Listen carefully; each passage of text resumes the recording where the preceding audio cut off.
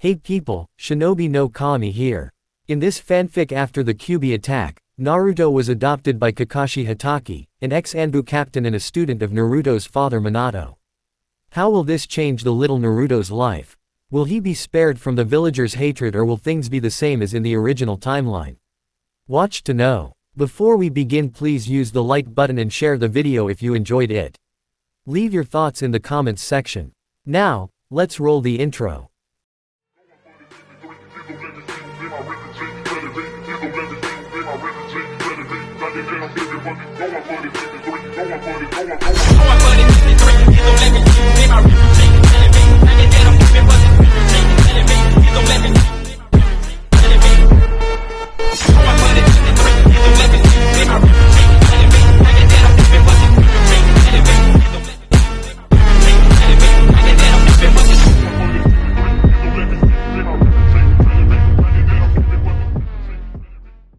Chapter 1, A New Adventure. If there was one thing that Naruto hated about being in the hospital, it was how boring it was. No wait, second thing. The first thing was that they didn't serve ramen. That was the worst thing.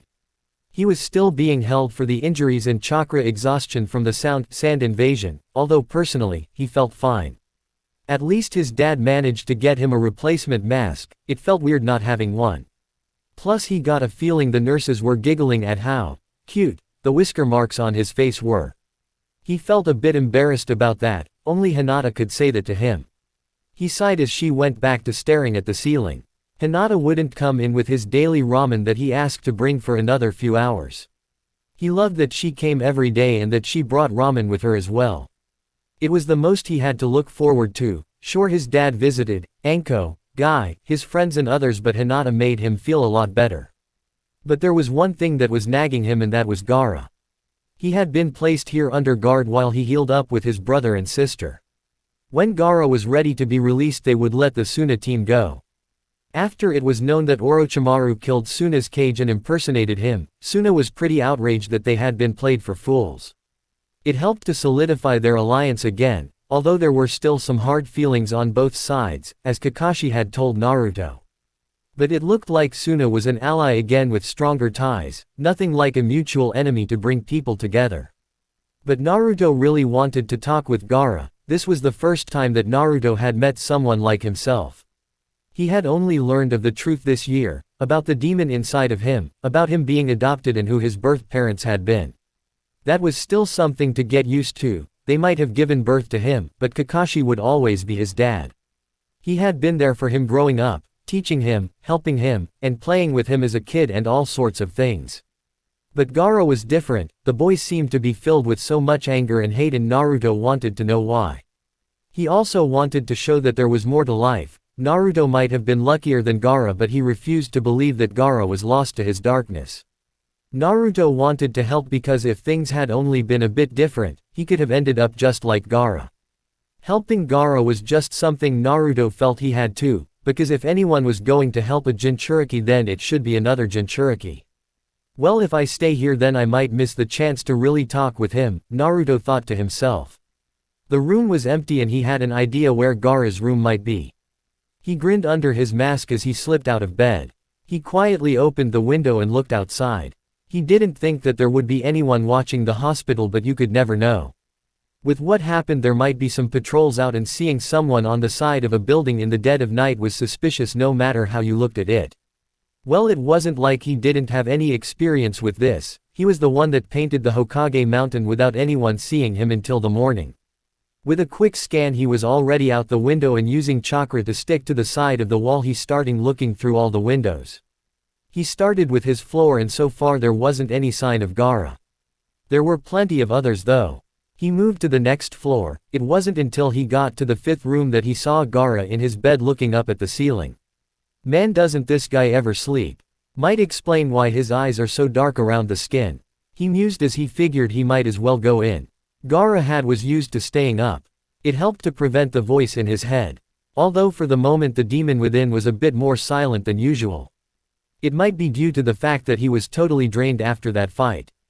His demon was most likely sleeping it off, and would return eventually. But he had another reason for keeping awake. That fight with the boy, Naruto, he kept going through it in his mind. He had thought the boy had shown his true self in their fight, having drawing on his true power of the demon. During that fight Gaara had lost, he should have died as well. Naruto had him in his hands, literally, but then something changed. It was that girl, the small one with the short hair. She had done something he couldn't fathom, and somehow Naruto had forced the demon back inside. But that wasn't the end to it all. The girl had shown genuine feelings for Naruto. Despite showing what he was to the world, even the boy's teammates had even shown to be happy about him. All that caring for Naruto, and Gaara just couldn't wrap his mind on why they seemed to care so much for that boy. A Jinchuriki was a lonely life, filled with pain and suffering, and yet Naruto seemed to have more than that. For the first time as far back as he could remember, Gaara felt doubt about his way of life. People had been trying to kill him or were afraid of him for so long he couldn't remember a life without any of that in there. He wanted to talk to the boy and to understand why they were so different. Apparently the boy also felt the same as he noticed Naruto looking in through the window. For a brief moment he thought that Naruto was here to finish him off. After all, that was something Gaara would have done. But he sensed no killing intent from the other boy, so he relaxed but kept his guard up. Although it wasn't like he had much chance of doing much, Gaara could hardly move his body at the moment anyway. Naruto slowly came into the room and looked around. They were alone, which was nice. He really didn't want anyone interrupting them. Besides, this was something for just them. Looking at the boy he could see all the bandages covering Gaara's body. Although from experience it most likely looked worse than it was, at least he hoped so. So, how are you doing?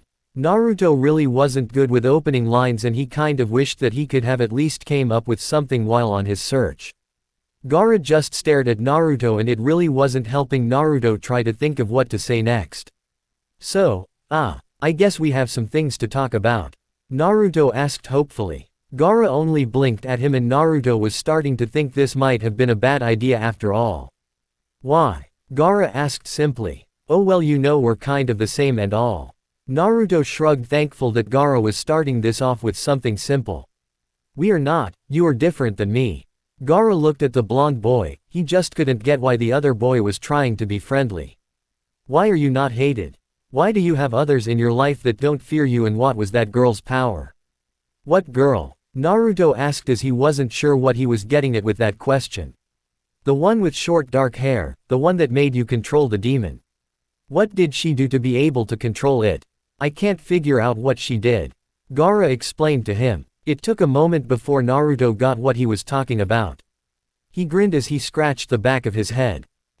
That's Hinata-chan, and well, she doesn't have any special powers like that, but she is special. She's always been special to me, but lately she's a bit more special. He chuckled. I don't understand. Naruto didn't really need to think about it much when it came to Hinata.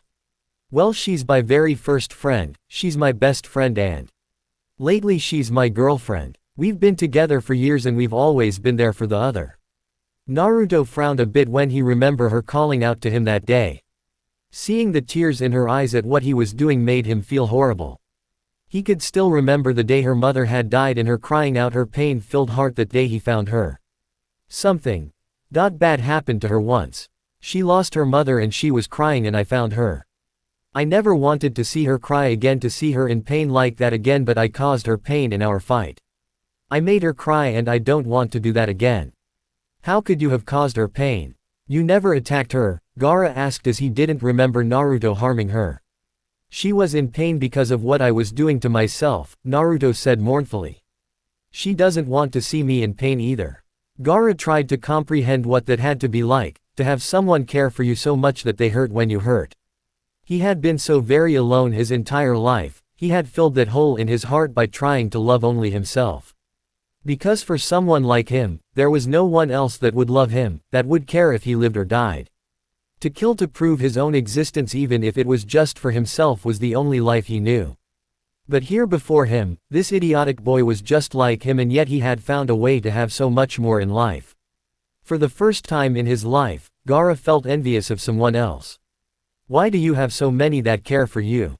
Gaara asked as the question was burning him up inside to know the answer. Well, it wasn't easy, Naruto told him. I didn't have any friends until Hinata-chan, and then I met others and became friends with them. My dad helped out a lot too since I can remember a lot of adults looking after me when he was away. I don't have anyone. Gaara told him, and he was surprised by the aching pain he felt in his chest at saying the words. What about your brother and sister? Naruto asked. What about them? Naruto couldn't believe that he had said that. Oh come on. I would love to have siblings. I'm an only child, but I would have loved to have had an older brother or sister growing up. Hell, I'd like to have a younger one too, like Hinata-chan has with Hanabi. You got 2 older siblings, and don't you think they feel anything towards you? Gaara hadn't really felt much of anything to his 2 siblings for a very long time. He had been kept separate from them for a very long time, and by the time they were put on a team together, they weren't much better than strangers. Plus they were always afraid of him. He could see it in their eyes, their fear of him killing them one day. Gaara looked at Naruto. They fear me. Well duh, you're all killing people all the time for anything, crushing them with sand and all that. When was the last time you were nice to them? Naruto folded his arms over his chest. I mean, come on, did you ever give them a reason not to be afraid of you? From what my friends told me, they were actually a bit worried for you in our fight. Gaara looked a little surprised by that. What? Family is important and they are your family. Look, just give them a chance, okay? If you don't be nice to others, then no one will be nice to you, and if that doesn't work, then just try harder. You can't give up, because I don't give up on anything. If you want others to like you, then all you got to do is make them see that you're not scary. Although he said it, Naruto couldn't help but wonder how Gaara would pull that off. Even now he felt a little uncomfortable with the boy and how he didn't seem to blink all that much. It was kind of creepy, but he pressed on. I know I got luckier with a cool dad and friends. Naruto looked him in the eye now. But you're the only other person like me that I know about. You're the only one that I can see that could even understand what it's like having the responsibility of holding one of the tailed beasts. In a way that makes us brothers, and I don't want to see my only brother in this world be lonely. He smiled at Gaara then, so tell you what, I'll be your first friend if you'll let me. You'll, what? Gaara wasn't sure to believe his words or not, but something long and buried deep inside of him was stirring, and it wasn't the demon. You heard me. Naruto put out his hand to Gaara. I'll be your friend so you're not alone in this world. Others were there for me, so I want to be there for you. I want to show you that there is more to the world than just loneliness. So what do you say, friends? Gaara stared at the hand. He couldn't believe this was happening. He had tried to kill this boy, and yet he wanted to be friends. The word felt so alien to Gaara, and yet something inside of him wanted to reach out, to finally reach out a hand in friendship and have it actually accepted for once. He could remember being so small and alone, crying himself to sleep at nights from the pain in his heart. The loneliness had been consuming, like he was living in eternal darkness even when the sun was out. To feel so alone even in a room full of people with their cold or fearful eyes looking at him. He had been alone for so long he couldn't remember what it felt like to not be alone. Yet, even now his hand was slowly moving forward. His hand lightly placed itself into Naruto's. For a moment Gaara thought that this was all a trick to lower his guard, that Naruto would attack in that moment of weakness. It never came. Naruto only smiled and shook his hand. There, we're friends now. Naruto said happily. Friends. Gaara felt the words slid out of his mouth. He wasn't sure if he had ever called anyone that or how long he had said that word. But it felt strangely good to say it, and deep in the darkness of his own heart for the first time a small ray of light was slowly coming into being. A light made of hope and of friendship. Hatake home. Kakashi shifted a little as he woke up with the dawn. The first thing he noticed was purple hair in his face. He smiled as he felt his body pressed up against Anko's back, one arm wrapped around her waist. She had been staying with him ever since the end of the invasion. Apparently her place had been hid in the invasion, nothing major, but it would be without power and water for a while. So she had started to make herself at home, not that Kakashi minded. With Naruto still recovering, it was just too quiet without his adopted son around. Plus it was easier with Naruto out of the house for him and Anko to have some more private time together. He could feel Anko's soft breathing as she was still asleep. It had been a long day yesterday, with all the rebuilding that was going on. It didn't help that the Hokage was still in his hospital bed. He would make it through, but his battle with Orochimaru had pushed his old body beyond its limits. Professionals said that it was a marvel that he was still alive, but they were in doubt if he could ever be a ninja again. His old body had just worn itself out. There were rumors flying around that a new Hokage would have to be made soon and he would go back into retirement. But that was only one of the worries, and at the moment Kakashi didn't want to think on that. He just wanted to snuggle his girlfriend in peace, which he did. He felt her warm body against his through the clothing they had on, well, at least the amount they did wear to bed. Kakashi was just in boxers while she settled for panties and a dark black shirt. They had been so busy lately with the rebuilding that last night they only had the energy to change and go to sleep. But it was still nice, having her here in his bed felt perfect. She even seemed to fit well like this in this position.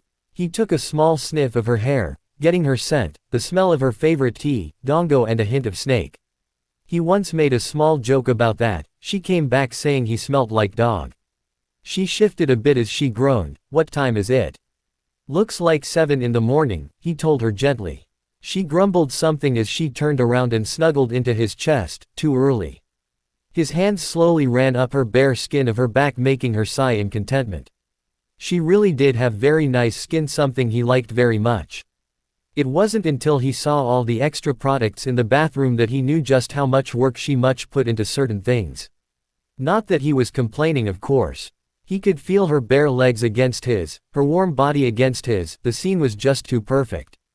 "That feels nice," Enko muttered, feeling his nice strong hands running up her back and spine.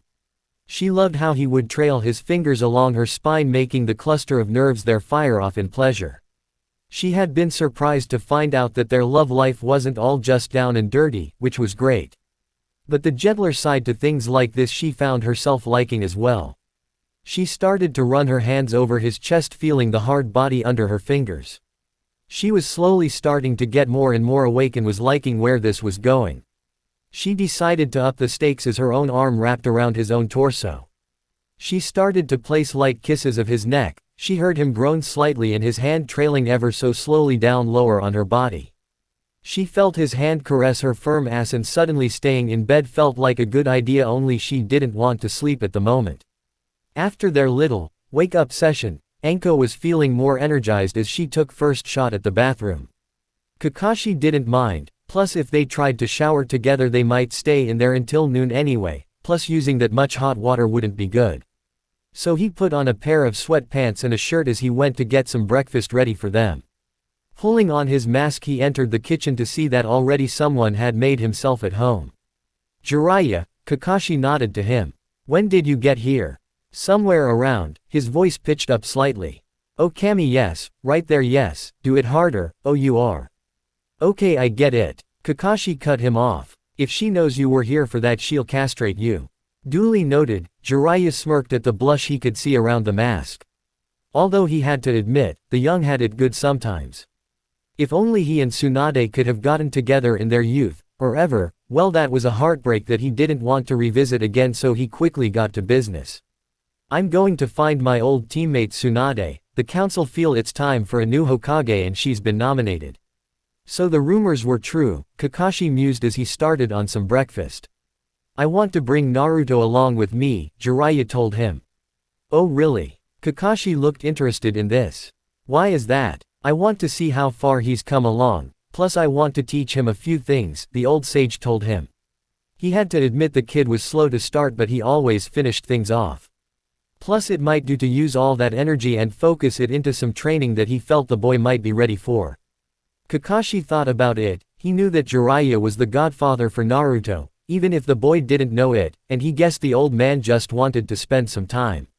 After all, he had only seen Naruto a few times when he was really young. Naruto didn't even remember those times when they had met again, and Jiraiya had trained him for the Chunin exams. "Well, I don't have an issue with that, but you'll have to ask him yourself," Kakashi simply told the old man. "Besides, with everything going on we'll be busy here." Jiraiya nodded. One of the reasons he needed to get Tsunade was because without a leader the village would suffer for it. They needed solidarity, plus she was the best choice. He sure as hell wouldn't want Danzo to get in charge. That old warmonger never did sit right with Jiraiya. The man's philosophy on how to run things was all too apparent and left a bad taste in Jiraiya's mouth.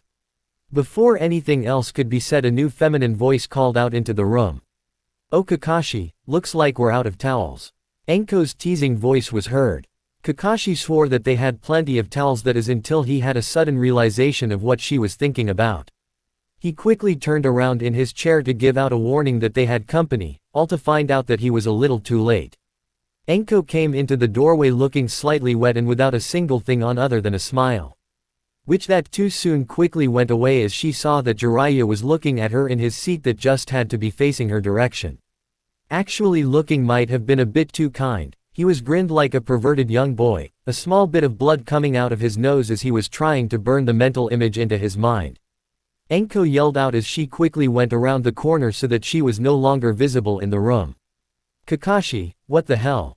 Kakashi sighed, knowing she was going to be pissed, and whatever she had planned he wasn't going to find out what it would be now. "I was going to warn you that we had company. I didn't know you were going to do that." "No excuse," was her only reply as her footsteps were heard and a door slamming shut. She was going to get dressed, and Kakashi knew that if Jiraiya was still in the room, she was going to kill the old pervert. "How I envy the young some days, you got a real woman there." Jiraiya smiled at the young man across from him. Kakashi just sighed. "I think you should go. Once she comes out dressed, she'll be coming out armed." That got the old hermit's attention. "Well, I better go and look in on Naruto then." "Good luck with your woman, I think you're going to need it." With that, the man, despite his age, was very quickly and nimbly got out of the room and out the open window. "Where the hell is that guy, and why didn't you warn me we had company while I was in the shower?" A very irritated Enko stormed into the room. She had only her skirt and one of Kakashi's shirts on, with a kunai in hand and murder in her eyes. He had to admit she did look somewhat fearsome and even a bit erotic like that, all furious with her slightly wet hair all loose and the fact he could just make out that she wasn't wearing anything else under his shirt. She even hadn't buttoned it up all the way, but any dirty thoughts were quickly gone when she turned her eyes to him. He knew that without a target she would shift all that anger on to the next available one. His rotten luck was that was going to be him. "This is going to be a long day," Kakashi thought to himself. Chapter 2, Jiraiya's Mission. Naruto was feeling a lot better as he sat in his room in the hospital. He had spent a lot of the night just talking with Gaara and getting to know the boy. He wasn't sure, but Naruto thought that he might have started to reach the other boy. Although heading his story like that, Naruto could see how Gaara had turned out like he had. He didn't want to think about where he might have been if he had been all alone in the world. He could easily have ended up just like Gaara. But it looked like maybe he had helped the other boy. Only time would tell, and he hoped that Gaara would open up. He sighed as he counted down the time Hinata was usually around to visit in about an hour. That made him grin. She usually brought ramen with her, making it even better when she showed up. Although personally he couldn't wait to get out of here, it was just boring. At least the doctor had just told him that morning that he would be released tomorrow. There was so much he was planning on doing. First was to hit Ichiraku ramen, as he had a lot of meals to make up for it. Then he planned on seeing how everyone was doing, maybe bug Neji and Sasuke for a bit since that was always fun. Maybe get in some training with his dad, or maybe Lee if he was up for some as well. Then of course there was also hanging out with Hinata. He never got to really do much with her given all the insanity of the Chunin exams to do much, plus him in the hospital didn't help matters. He grinned with his hands behind his head as he started to think of all the things they could do. Normally they hung out as friends for years, but now that things were different, there were all kinds of secret places they knew where they could be alone. Originally it had just been a way to play alone, which was hard when your best friend was the oldest daughter of a major clan. Especially when that clan could see through objects. Thankfully with Hinata she knew the kinds of things her clan could do. "You look like a boy with some interesting thoughts," a familiar voice broke him out of his daydreaming. The boy shot up to see Jiraiya there sitting on his window with a perverted grin on the man's face. "I've seen that look plenty of times of a young man in love with a girl," Jiraiya told him. "Just remember that she has a scary father from what I remember." Naruto's sweat dropped. "Yeah, I do know." Naruto muttered, remembering Hiyashi chasing him around the village when he thought that he and Hinata were up to something very naughty. It had been a complete misunderstanding, but still, the threat had been there. He had to revise his plans about Hinata to make sure that whatever they did alone, they weren't caught. Jiraiya heard what the boy muttered, maybe he could use this for his latest book. The plot of a young boy seducing a princess was turning out very well, now with an overprotective father figure. Oh, he really wanted to take out his notebook. The ideas this boy was giving him could make him finish his latest novel fairly soon. So what are you doing here, Ero-sennin? Naruto asked the man. Jiraiya scowled a bit. I really wish you wouldn't call me that. Yeah, but it's true, Naruto grinned. Oh yeah, he got her personality all right, the man thought to himself. Well, I got a special mission and I was wondering if you wanted to come with me. A special mission? Naruto's eyes lit up at the thought. What kind? Oh, trust me, this is a good one. I'm going to track down my old teammate and bring her back to the village.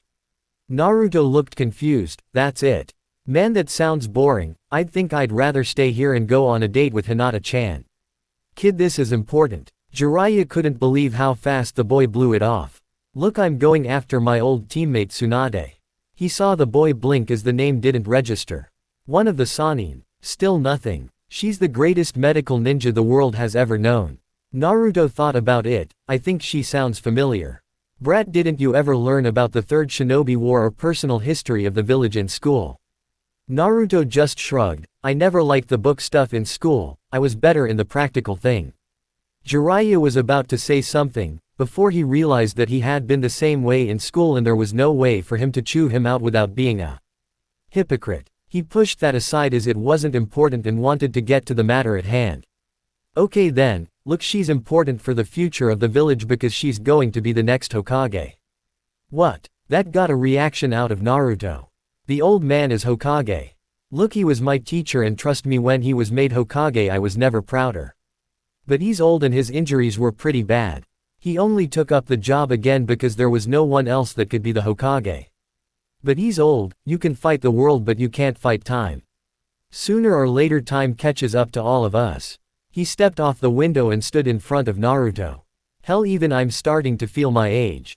I'm not as fast or as strong as I used to be, sure I make up for it with experience and knowledge and I'm still good enough in a fight. But there comes a time when we have to admit that we can't just keep doing this. He's realized that he's just not strong enough to go on and he's picked Tsunade to replace him. That is if he could figure out a way to get her to agree to the job, he thought to himself. Naruto looked down as he thought about it.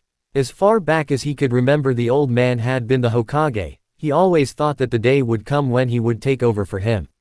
He never once thought that someone else would be Hokage. Naruto looked up at Jiraiya. Is she really good enough to take over for him? Naruto wanted to be sure that if there was going to be someone to take over, then they were the right person for the job. Not just anyone was going to take over for the old man after all.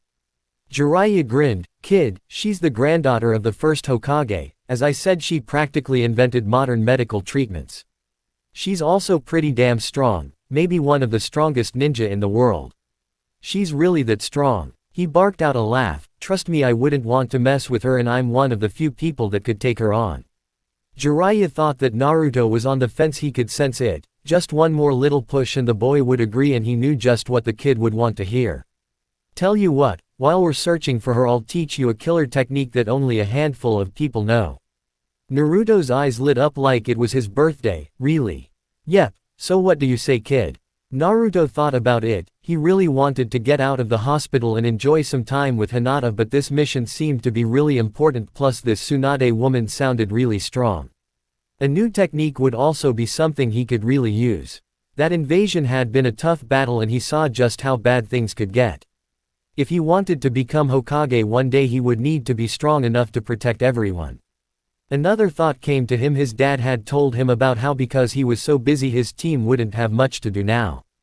In fact, his dad had a mission in a few days and Sakura and Sasuke couldn't go on it as it was a jonin only, apparently, from what he had said. Naruto didn't like the idea of maybe getting stronger while his team was left behind. His dad always told him the importance of teamwork. Well, I might, but I want my team to come with us. Naruto told him. Jiraiya hadn't expected that. What do you mean you want your team to come? They worked really hard for the Chunin exams and they were with me to help me when the invasion happened. It wouldn't be right to leave them behind since my dad will be too busy with a genin team for a bit. We're a team and if they can't go then I can't go. Jiraiya sighed as he thought about it. It would change his plans a bit but it was doable. Plus he had to admit the kid was thinking of his team, that was something he could appreciate. He also knew that if he trained Naruto in the Rasengan like he was planning to, he would have to think of something for them as well. He knew plenty of techniques but he wasn't sure he knew much about them. This was looking like a lot more work for him as he ran a hand through his long white hair. 3 students. God, it had been so long since he had that. An image of 3 young students looking up at him in Rain Country as he taught them how to be a ninja. Those had been good years with them. An old pain filled him. The loss of Yahiko, Konan and especially Nagato had been hard on him. For a moment he didn't want to do this again. The memories were old but the pain still fresh. He closed his eyes as he wondered what he should do. He really wanted to spend some time with Naruto and to teach him the Rasengan as it was his heritage. Kakashi had apparently already did the first stage, so it shouldn't be too long to teach him. Brat has got me over a barrel and he doesn't even know it, he thought to himself, slightly amused. Fine kid, you got it. Alright. Naruto couldn't wait to tell them. Hey, you think Hinata-chan can? No. Jiraiya was firm this time. Look Brat, you're lucky I'm allowing them to come, but that's it. This isn't some kind of vacation, it's a mission and I'm not going to bring everyone you want. It's your team and that's it. Naruto slumped a bit. Being with Hinata on the mission would have been great but he knew he was pushing his luck. Alright. Good. I'll get a few things settled with the Hokage and Kakashi about your team and see you tomorrow at noon.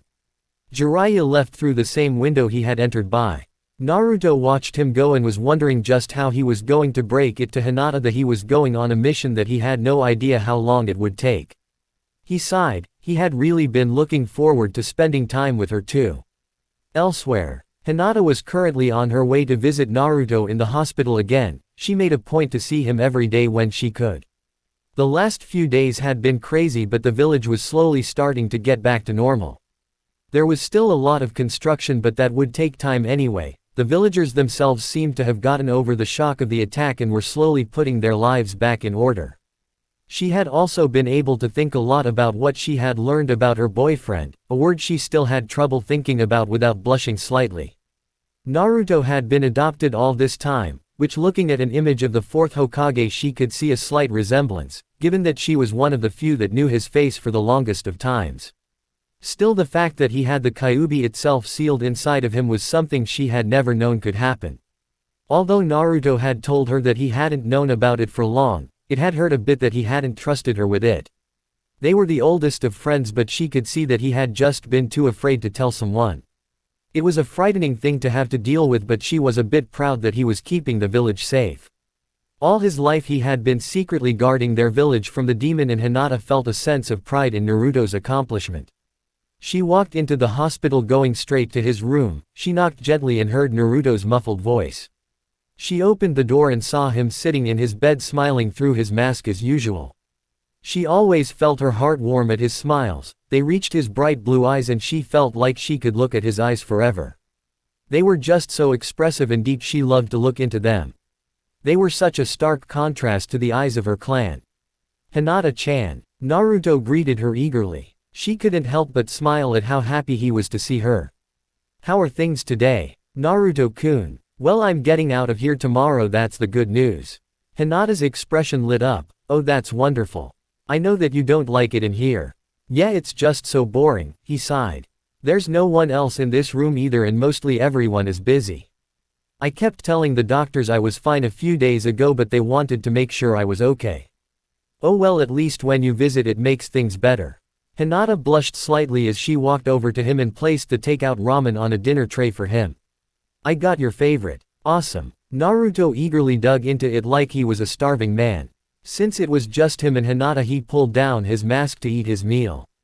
Hinata nearly giggled as she saw him eat. He always looked so happy when he started eating ramen. He was soon finished and she noticed he had a noodle piece on his cheek. She had to take care of it soon or else he might put his mask on it and then it might get stuck. Without even thinking, she took a small napkin that came with the takeout and wiped his cheek. Naruto-kun, you shouldn't eat so fast, it's not healthy. She told him gently as she got the piece. Then how else would I get you to be this close? He grinned at her.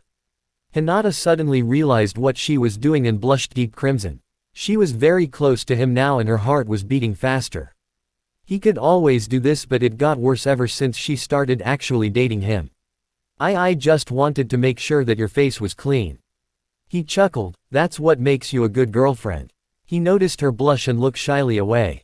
And you're really cute when you blush and stutter. Why you really think so? She always felt self-conscious of her stuttering and tried to work on stopping, but it was a hard habit to break. Yeah, I do. She felt pretty happy that he said as much to her. Naruto liked to see her happy, but he knew that he had to tell her about the mission. He sighed, he really wanted to enjoy this. This might be the only time he would have with her until the mission. Hey Hinata-chan, I got something to tell you. Hinata looked at him and noticed the serious expression on his face and was starting to get a bit worried. Naruto told her all about the mission he was going on as soon as he was getting out the hospital. By the end she knew that it was a very important mission, but she also felt a bit sad. She was hoping to spend some time with him. That entire month during the training for the Chunin exams she missed seeing him. The only time she got to see him was during the final rounds. She had seen him only in the hospital, and even though they were alone at times she did miss going about the village with him. She had been looking forward to some time together outside of the hospital. Naruto did notice her downed expression and tried to think of something to cheer her up. Hey Hinata-chan, I don't know how long this mission will take, but how about we go out on a date when I get back? Date? Yeah, I want to make a special one for just us. What do you say? When I get back I'll take you out. He smiled at her. She blushed at the idea and liked it. She nodded her head, feeling slightly giddy at the thought of Naruto taking her out. They hadn't really had the change to actually do much in the way of dating, and her mind started to wonder exactly what he had planned. That's good, so don't worry, I'll make sure it's a great date. Although he had no idea what to do, at least he might have a long time to think on it. He could also ask Sakura for advice and get a girl's view on things. So if we're not going to see each other for a while, then how about we make the most of this? Elsewhere. It had taken most of the day, but Jiraiya had finally gotten around to finding Kakashi to tell him what Naruto wanted. Apparently he was laying low, not that he blamed the younger man. That woman, although pretty, he was sure had a temper to her. Still, it had been a pain to find the man. Someone didn't become an elite jonin for nothing after all. Kakashi had given the go-ahead. He was going to be too busy with a few upcoming missions to take care of his team. The Hokage had gone along with it as a genin team that was only partially complete, and without their captain couldn't be used for missions other than D rank, and there was much more important work to be done. So he had gotten the approval for the mission. Kakashi would let his other two genins know, and so that they could prepare. At the moment he sat in a branch of a nice tree thinking about what was going to happen. It was going to be a major pain tracking down Tsunade. Oh sure, he could do it. She left an obvious trail when you know what to look for, and she was only interested in keeping creditors and the loan sharks out of her hair. Of course that was only half the challenge and might even not be the hard part of it. No, he knew that the hardest part would be convincing her to come back and take the job. Oh, that wasn't going to be easy, given the loss of both her younger brother Naoki and also Dan. After the war and all that death, she just broke inside. She just couldn't take it, and so she ran. It was only through the favor of the current Hokage that allowed her to do as she wanted. Truth was, he had no idea what he could say to her. He hadn't even seen her in years, although he was certain she was still using that genjutsu of hers to say young looking. A perfect example of a woman that was vain about her appearance, but then again, if anyone knew her secret to keeping a young looking appearance, that genjutsu would be all over the place. He grinned as some, even though that her looks were even enhanced than how she had really looked like. Truth was, she had looked like that, he knew all too well. All too many times he had gone to sleep with her image in his mind. Yeah, he knew he was an old fool. Hell, he had been a young fool trying to get her to date him since they first met as genins. Back then she was pretty flat, but he still thought she was the most beautiful girl he had ever met. So over 30 years of trying and rejection, and even now he would still love it if only once she would give him a chance. Yeah, he was now an old fool, still in love with the first girl that had stolen his heart and had no desires of returning it, as she had said many times over. But the heart would want what it wanted apparently. He could put his emotions behind him when they met. He was a professional at times, but this would be hard on him. Seeing her for the first time in years would be a bit hard, but she needed to finally come home. Konoha needed her more than ever, and in a way he knew that she needed to come home and face things. She needed to learn how to heal those wounds. He just hoped that he could figure out a way to do that, and bearing that at least maybe he could hope Naruto could. He had been watching the boy and something about him could change a person. "Wow, you look pissed today." A female's voice broke through his thinking. "Tell me about it. I was having such a good morning and then it gets ruined because of some damn pervert." A very familiar voice that he heard that morning in fact. Jiraiya looked down into the steam-filled area of the woman's open-aired baths. He noticed the familiar purple hair and from what he could see was a familiar body wrapped up in a white towel. "I swear to God if I see that guy again it will be too soon," Enko told Kurenai. What exactly happened? Kurenai had seen her friend looking a bit in a bad mood. Jiraiya cursed his rotten luck. He thought a little peeping would have been nice before leaving for the mission, but this was getting dangerous. He had gotten an eyeful of that woman this morning and apparently was lucky to get away with his skin intact.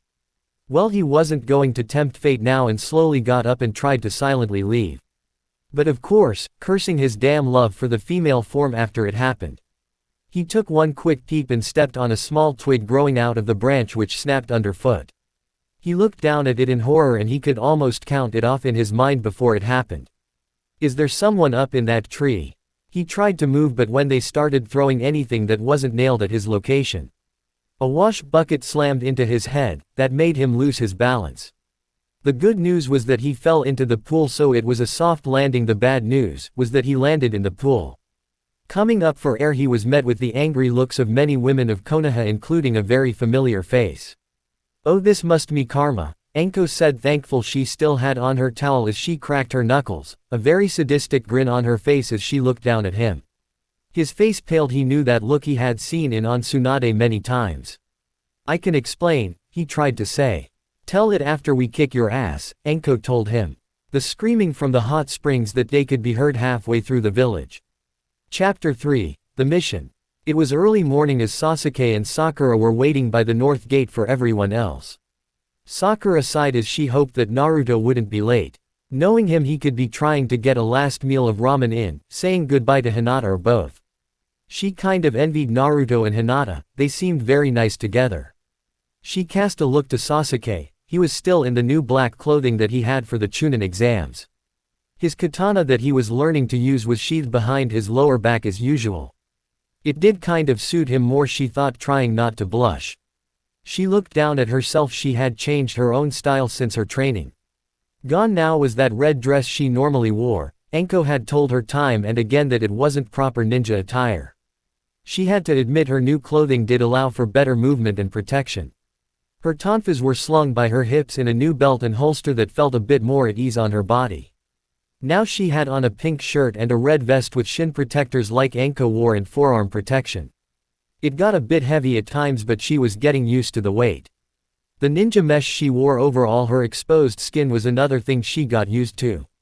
But she had been glad for it. Her match in the Chunin exams would have gone a lot worse for her without the protection. She still remembered how badly Ino had been cut up by that kunoichi from Mist. Sakura did wonder what happened to that team. They just kind of disappeared in all the chaos. Then again, looking around, she could still see the scars of the attack on her village. No one could say for certain how long it would take to repair it.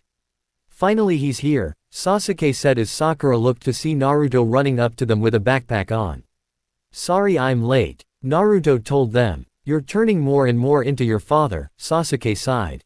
"Hey, I couldn't help but be late," Naruto shot back. "This better not involve the road of life. Cats or any other excuse we've heard all before or I'll hurt you," Sasuke told him seriously. "Hinata or ramen?" Sakura asked him. Naruto blinked before smirking behind his mask, placing a hand behind his head, "Both actually." She only smiled and rolled her eyes. She wasn't surprised at all. She had known him for years, so by now she had a pretty good idea of his personality. Which was odd, as Naruto also kept up ways of surprising everyone. Sakura felt that if she knew Naruto until they were both old and retired, he would still be finding ways to keep surprising everyone. So all we're missing is Ero Sennin, Naruto said, looking around. "No you're not, and stop calling me that," Jiraiya said as he made his way to them from behind. Although the genin knew who they were going on this mission with and why they couldn't help but look. mainly at the few bandages on his face, and he seemed to be favoring his left side slightly. "What happened to you?" Naruto was the first to ask. Jiraiya just grumbled, "You never mind about that, just fell at the wrong time at the wrong place. Anyway, let's go. The sooner we leave the sooner we can find Tsunade before she decides to skip whatever town she's currently in." The four of them made their way out of the gates and onto their new mission. Although Naruto was the one to ask a few questions as soon as they were starting. "So where will we find her?" Naruto asked the old man. "If she moves around a lot, won't she be hard to find?" "I know her well enough to know her habits," he explained to not only Naruto but the others as well, since they should know this information as well. "She likes drinking and gambling, so places where she can find both in good supply as a primary target. She'll also stay in our country. Although she had been given leave of the village, she can't leave the country. Even the Hokage couldn't have gotten away with letting a ninja leave the village and wander around the world as they pleased. Staying within the country was one of the few stipulations that Tsunade was given before she left. Jiraiya himself is an exception since he was the spy master for their village, so him going into any country was a given. That was why he made sure to send reports now and then, just in case anyone was wondering what he was doing. Since it gave the illusion of him actually doing work he was supposed to. "The only time she won't be is when she's ducking her creditors." He continued on. "Creditors?" Sakura asked him, wondering what he was getting at. "She loves to gamble, but the thing is, she sucks at it," he said bluntly. "In fact, she's so bad she's called the legendary sucker." He thought about warning them about not making a perverted comment on that nickname in her presence, but he figured that they wouldn't make the same mistake he had a few years ago when he came across her. Anyways, if she goes to ground, it won't be for long. "So how exactly do we pick up her trail?" Sasuke asked. "I got a few ideas, mainly from how he had been secretly keeping tabs on her all this time. He worked with the Hokage to make sure that her debts never got out of control. It wouldn't do to have her debts so high that they couldn't protect her from the law. Or the usual loan sharks as well. The last thing they needed was for loan sharks start looking to hire other mercenaries or worse, other ninja to hunt down Tsunade. That could be bad for all kinds of reasons depending on which country they were hired from." He signed, looking at the kids. "I know of a few places she was last seen. All we have to do is follow the trail of money she owes and it should point us in the right direction. In the meantime, I can help give you kids a little training. I heard Kakashi boast once that he wanted to make you three into this generation's version of my team, the Sannin." He had heard that that was the excuse Kakashi gave for picking these three for his team, although looking at what they had done so far, it might be possible. Sure, they were a little rough around the edges, but he felt that he could almost see them as a younger version of his team back in the day. It should prove interesting to say the least to see what skills these kids had. Granted, he wanted to train Naruto for more personal reasons, but maybe it was the nostalgia that was getting to him. "So when we get the time, I'm going to see what you kids got. We can do some basics so I can get a handle on your skill levels and see where we go from there." "Cool. When do we start?" Naruto asked excitedly. "Brat, I can still see the damn mountain and the gate." Jiraiya made a mental note on Naruto's impatience. He would have to see about fixing that, if it was possible. "We have to at least make some distance. Look, tonight we'll camp and I can see what you kids got. It will give me time to plan out your training." Naruto looked a little disappointed, but the fact was that he was going to get some training in later. He just hoped it didn't involve being thrown into another chasm. One time was enough for him, not to mention having to ride the boss toad hadn't exactly been fun either. Looking at his teammates, he could see that Sasuke was eager to learn something new as well. Sakura looked interested, but she was more relaxed about it. "So how far is this village we're heading to anyway?" Sasuke asked, if only to find out how long they would be on the road. "A couple of days to get there. We'll spend a day or two looking around and then we'll head on out again," Jiraiya told them as they started their journey together. Unknown location, a few days later. Deep underground in one of many of his secret bases, Orochimaru was in his personal quarters as she checked over his body, well, the one he was currently using. He peeled back the fake skin, showing the face of a young woman. He didn't care about things like gender, he was beyond such matters now. He had ascended into a higher being, something beyond such notions. He had moved beyond the limitations of being human long ago. But he couldn't find a body that could hold him for more than a few years. Looking at the face he could see the signs of this body starting to decay. Faint veins were starting to show in certain areas, the skin felt a bit colder to the touch and waxy. This body wouldn't last too much longer and he would need a new one soon. Already a selection process was being used, but he really wanted Sasuke's body. To have the Sharingan would make it so easy to learn every single jutsu in the world. Knowledge was the ultimate power, and to know everything would make him a god among men. His injuries from his fight with the Hokage were healed, given that the fight had ended from the entire building collapsing under them. To think that a genin was apparently responsible for it, at least that's what his spies had informed him. It was such a shame that the Uchiha clan had been wiped out. He could have taken his pick from an entire clan. Instead he was left with but only two choices. Itachi, well, that was a road he wasn't willing to go down again. He had been beaten too easily, so he focused on the only other living Uchiha. Sasuke was still a bit too young, but with time and some training the boy could be the greatest host body he could get his hands on. He had already marked the boy, the power would lure him over to him, at least that was the plan. So far things hadn't gone as well as he had hoped. Suna had found their dead leader and figured out that he had played them for fools. Now both the Konoha and Suna's ties were stronger and he was at the top of their list of missing nin to find. Not that he cared about it, but any sound ninja would be fair game in their territories now. The Leaf Village hadn't been as damaged as he had hoped, and he had still failed to kill his old master. Sasuke himself hadn't seemed to be using the curse seal either, at last nothing that anyone could find. His spies in Konoha were limited now. Anbu had been looking deeper in how far Orochimaru's spies in the village went. They wouldn't find them all, but they would have to go underground for a bit. Orochimaru replaced the fake skin onto the body's face. He had no idea who the person once was, not that it mattered. She had been a strong ninja, and that was all that he needed to know. Looking back into the mirror, his face now looked as it did decades ago. Her smirked at how only Jiraiya was the one that looked his age from his own team. As soon as he finished he heard someone knock on his door. "Enter," the leader of Sound commanded as he sat in a large chair awaiting whoever it was. Orochimaru was pleased to see it was Kabuto. The young boy was the best servant he had. No one was more loyal, dedicated and skilled. It was hard to find people like him. In fact, he didn't know of anyone offhand that he trusted more than Kabuto. The boy was a rare find, and one of the reasons he would never consider using him as a host, even if the boy would do it gladly. No, Kabuto was worth more as he was than just another host body. "I'm glad to see you got out of Konoha in one piece," Orochimaru smiled at his spy. The boy bowed slightly and smiled. It wasn't entirely easy, but in the confusion it was easy to move around. "I did have to ensure that we still had some information coming out of Konoha, now that I'm known as a spy for you there." "It had to happen eventually," Orochimaru agreed. "Yes, but I was able to get one last piece of information. It's why it took me so long to get here." Kabuto pushed up his glasses. "Sasuke has left the village apparently." Oh, now Orochimaru was getting interesting. "He's on a mission with the rest of his team, but the odd thing is, it's not with Kakashi. My contact said that the man looked to be Jiraiya himself." Orochimaru's eyes narrowed as his mind went to work. There was something going on. That man wouldn't take on 3 genins for no reason. Although a memory of those 3 orphans came to mind, was the sentimental old fool trying again where he had failed? No, Orochimaru didn't feel that it was totally correct.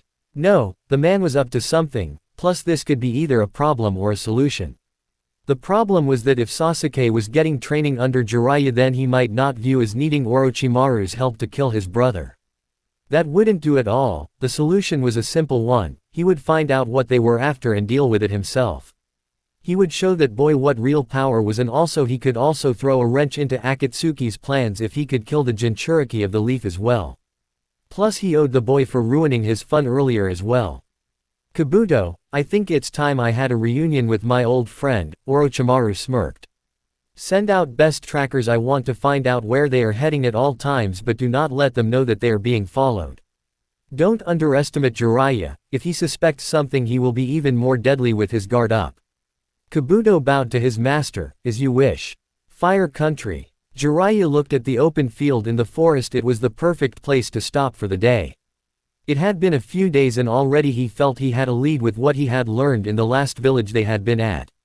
Plus he was able to buy the items he needed for the next few training he was going to give. Plus it was a nice out-of-the-way spot too. Alright kids, get your stuff unpacked and set up over there, he pointed off to the side. We might as well start the next training. So you're not just going to watch us spar again? Sasuke asked. The last few days Jiraiya had them spar against each other as well as show what they were capable of doing. He could understand that, and the man had said he needed to know their skills, but he was anxious to get to some real training. Yep, alright, get to it. The sooner your stuff is put away the sooner the training can start, he told them, smiling as he watched them run off. It was nice seeing kids so eager to learn again, he found. When they were ready he had them stand in front of him as he got a few items ready himself. He stepped up to Sakura. Alright, you're pretty good with genjutsu and water, right? Sakura nodded her head. Yes, I trained a bit with Kurenai-sensei and she said I had a gift for it and learned a couple of them from her. And I know 2 water techniques, Aqua Tower and the Hidden Mist technique as well. Jiraiya paused. I haven't seen you use that last one yet, when did you even learn that? Sakura looked a bit bashful now. Well, it's hard to move around as I can't really see that far on it. I've only really used it in training. Kakashi-sensei taught me it as I think he learned it from his fight against Zabuza. Jiraiya nodded as he guessed that Kakashi learned it from his Sharingan most likely. He knew of the technique as well. The village of Mist wouldn't like it if they found out one of their best jutsus were slipping out among the leaf. He also guessed the other reason the girl didn't use it: you had to use your own chakra to spread it out. The larger the effect, the more chakra you needed, and the girl was very careful of her use of her chakra. He might have to help her expand that later. Well, unfortunately I'm not good with genjutsu or have an aptitude for the element of water. He could see she looked a bit disappointed with that. But I can help you learn these little things I got from Konoha before we left. He handed her a scroll as she looked at them. Opening them up, she saw the scroll was about how to make water clones as well as a few other water-based jutsus. She was a little confused as to why water clones were here, as she had already been taught that in her training with Anko and Kurenai. At least the other 2 were ones she didn't know. Like all the elements, they are easier to do when you got the actual element to work with. Jiraiya explained to not only her but the others to make sure they all knew this part. When you can't use the actual element, you can forge your chakra into that element, as you all should know. In a way you can use a part of yourself for this, using body heat to help form fire, the water inside of your body to help connect to the element of water, and so on. Wind is one of the only ones you usually don't have to worry about, since if you can't breathe then you're in trouble anyway. But I suppose if you're underwater you could use the air in your lungs. Anyways, each element is different and requires slightly different skill set. Water is actually a decent one to work with from what I gathered. Anyways, take the water clones for example. They only have a fraction of the strength of the person, but that means that unlike say the shadow clones where your strength is equally split between them all. With this you'll only have to put a fraction of your strength and chakra reserves into them. This should also help you out in battle too. Yeah, I remember. Sakura nodded her head. I noticed that when I used them earlier, but why is the water clone on this? I already know this one. It came with the scroll. I got it off a Mist ninja years ago and just never really could learn any of this. But since this is a real scroll from a country that specializes in water techniques, it should have a bit more details on the water clones that I know Konoha wouldn't normally have. You might find some useful new information about it. But the other 2 should be more helpful to you. He explained to her. The other 2 water jutsus in there are the water whip, which is good for capturing, and I think I heard you had an encounter with the other one. She looked to see that the other was water bullets that Miss Genin she had faced used it, and it had been a good offensive move. Sakura started to memorize it immediately at that point. Jiraiya looked to Naruto and already knew what he was going to teach him. He went over to a box and got an item out of it. He threw it at Naruto, who caught it and looked at it. It was a rubber ball as he looked at it, wondering what this was going to be for. Since Kakashi trained you all in that balloon thing earlier, this Naruto will teach you the next step in that training for a special jutsu. Jiraiya told him. You see, although that was a perfect example of how to shape a jutsu, it was actually the first of 3 steps to learning a special jutsu that only me and Kakashi know. Really? Naruto's eyes lit up with that. So was Dad going to teach us all this jutsu? No, Jiraiya told them all, seeing the looks he was getting. This jutsu was created by the 4th Hokage himself, and since you all know Naruto's past, you should all understand that only Naruto is going to be trained in this, as it's his heritage. I know it because I trained him and he taught it to me. He taught it to Kakashi who used it to develop the Chidori. But if you want to learn this, it will be Naruto's choice later on, as he's the only one that should be the one to decide on who to teach this to. Naruto wasn't sure what to say as he looked down at the ball in his hand. He never really had much from his biological parents. He had a picture of them that he kept in his room, but other than that there really wasn't much.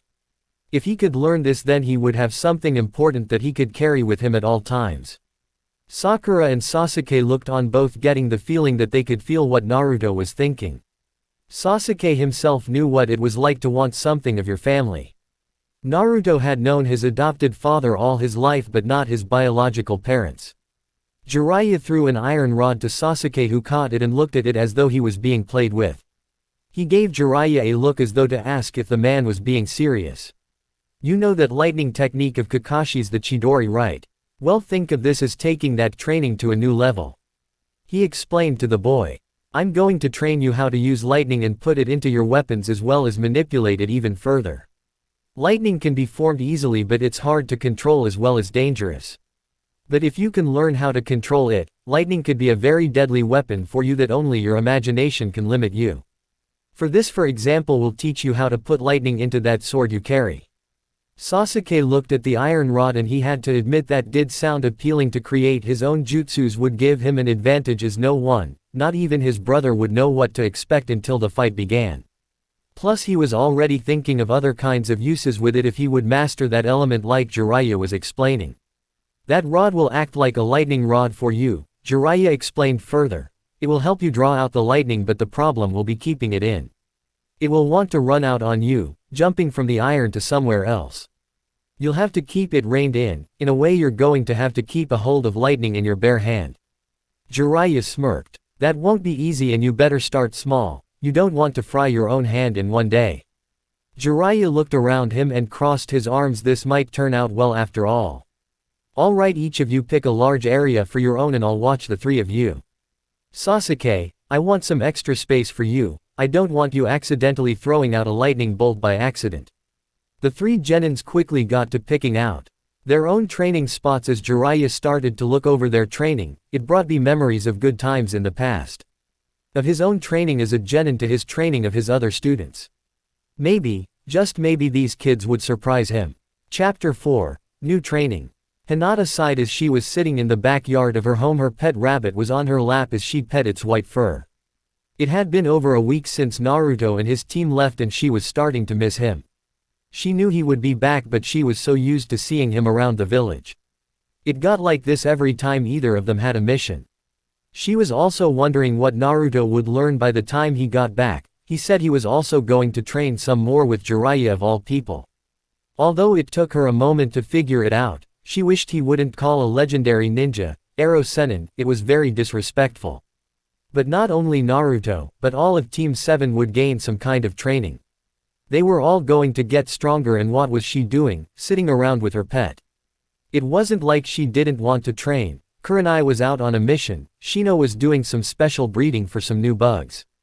Kiba was training with Akamaru. She was thinking on how to get stronger as well, since she didn't want to fall behind, and also because she wanted to be able to stand with Naruto. She wanted to become someone he could be proud of to be with. Yes, she knew that he always said kind things to her, but she always had confidence problems as far back as she could remember. There was just so much expected of her as the possible next head of the clan. Even when she was in the academy, she had to study Hyuga clan laws, fighting style, proper manners, and so on. That training month with Sakura had been great because she felt that both of them had gotten stronger. She had gotten a lot closer to Sakura in that month. She found that Sakura herself felt like she was weakest member of Team 7. Hinata could relate to that. Kiba and Shino seemed to be so strong to her. Now that Sakura was off training with one of the legendary Sannin, there was no telling how much stronger she was going to get. So what am I doing just sitting around then? She asked herself. She needed to become stronger, not only because she didn't want to be left behind, but lately she had been thinking. She was to be the net head of her clan and she wanted to make her father proud. She had missed out on the Chunin exams this year, but there was another in 6 months. She wanted to be ready for that. She wanted to become someone better, working with Kurenai, Anko and Sakura for that month made her think of what she would do with her life.